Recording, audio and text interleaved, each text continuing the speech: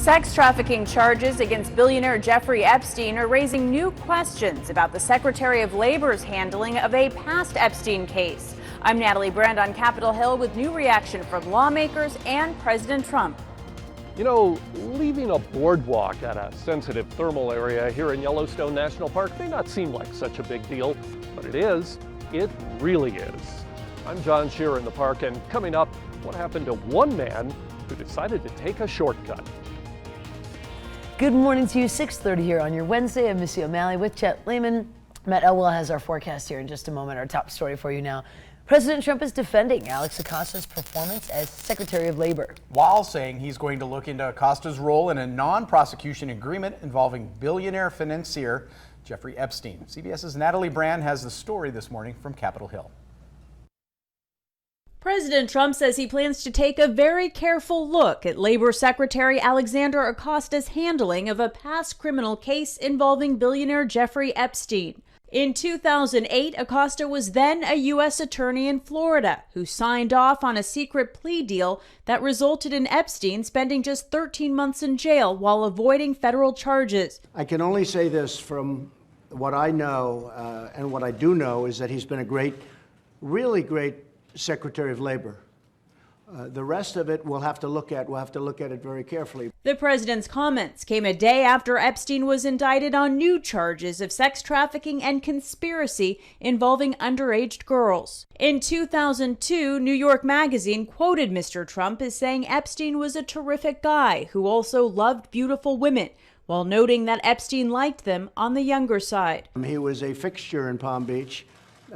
I had a falling out with him a long time ago. I don't think I've spoken to him for 15 years. I wasn't a fan. Secretary Acosta has defended his handling of the past Florida case, but on Twitter Tuesday said he's pleased New York prosecutors are moving forward with a case based on new evidence. Still, there are mounting calls by Democratic lawmakers for his resignation. It is now impossible for anyone to have confidence in Secretary Acosta's ability to lead the Department of Labor. Earlier this year, the Department of Justice opened an investigation into the handling of that past Florida plea deal. Natalie Brand, CBS News, Capitol Hill.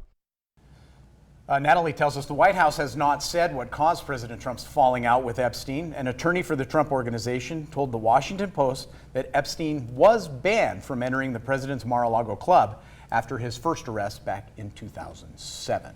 CBS this morning will be picking up that story at 7 coming up. Matt joins us now. Beautiful start to the day. Oh, it's going to be fantastic. Outdoorable. Outdoorable. Yeah. It's sweet-smelling morning out there right now. It's just with all the botany around here, it just smells like a beautiful morning even. Okay. I love that. It's probably because garbage dump day was It's a yesterday. good thing. That's true. Scratch and sniff television. That's what it is. Yeah, that's it. Temperatures this morning not bad, into the 50s for most of us. 37 in West Yellowstone. The clouds are kind of rolling in and out of our skies and will throughout the afternoon. Nice quick warm up for us. Temperatures should be into the 80s. Not a ton of bright sunshine. We'll see the clouds kind of making their way through the area through the afternoon and evening. We'll talk more about what you can expect getting a little closer to the weekend coming up in a few minutes. Sounds good. I'm Yes, looking it forward to does. that. Yes, Yes, it it does. does. No Scratch and sniff. Scratch and sniff. It is 6:33. Our top story for you here out of the mining city.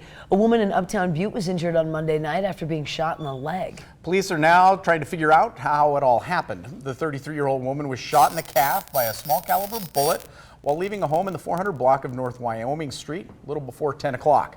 Police believe the shot came from inside the home, but investigators are still trying to figure out exactly how and why it happened.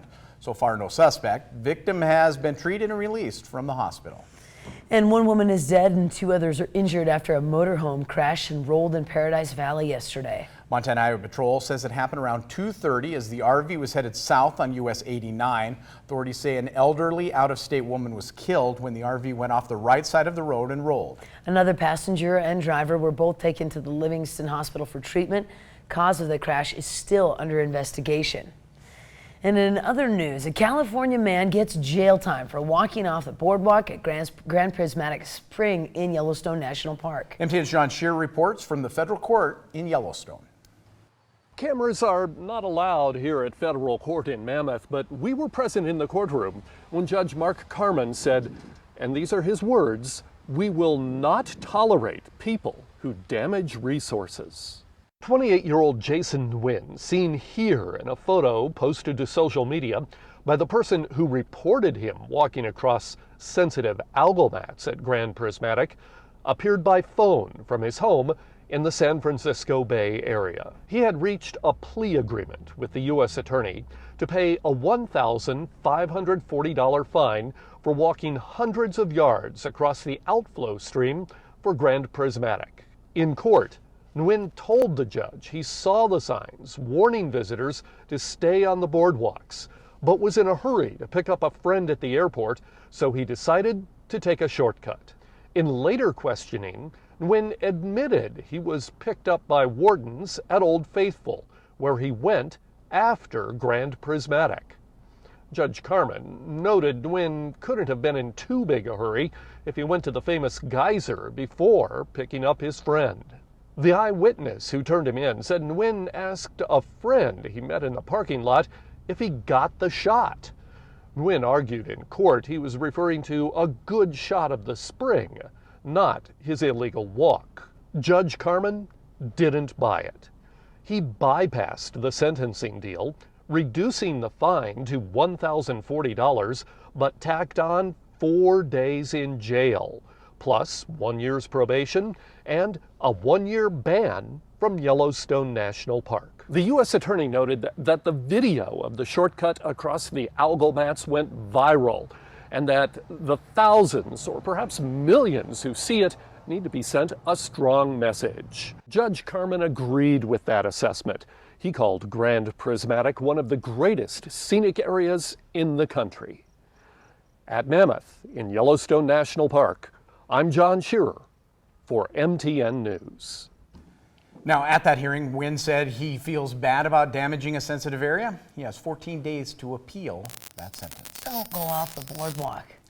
Big signs. Oh my pretty goodness, simple. wow. And a year has passed since the lightning struck a tree in the Bacon Rind area near Custer-Gallatin National Forest near Big Sky. For 3 months, crews worked to manage the fire, not put it out, as it burned more than 5,000 acres. TN's Cody Boyer went to where it all happened on the 1-year anniversary.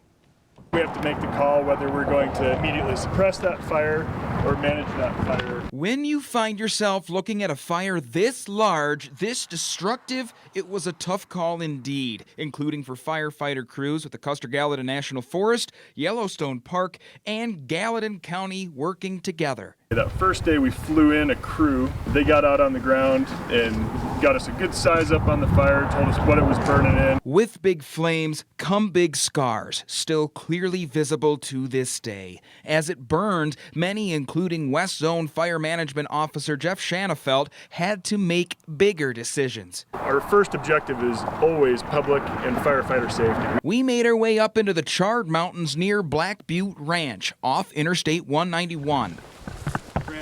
Meanwhile, Shanafelt and others like fire ecologist Todd Erdody explained why crews instead allowed it to burn. There wasn't a whole lot of values at risk up there. We had a very good snowpack. June was very wet, so the conditions were very right. Also joining us, ecologist formerly of the University of Arizona, Duncan Patton, his wife too. When you were letting this burn, that was really upsetting some people who were driving by or what have you.